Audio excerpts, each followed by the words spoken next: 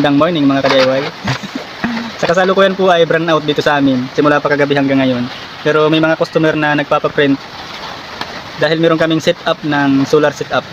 Yun po ang kagandahan ng meron kang solar setup. Kaya mong nagagamit mo sa panahon ng kailangan. Ayan. Kayang-kaya po ng small setup itong printer. Ayan. Ayan. Ayan, nagpiprint siya. Kahit brand out.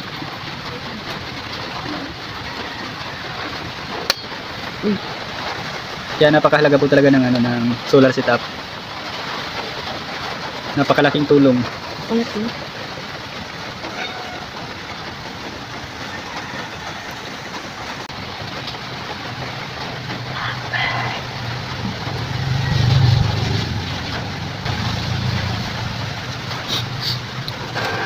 Ayun na po siya.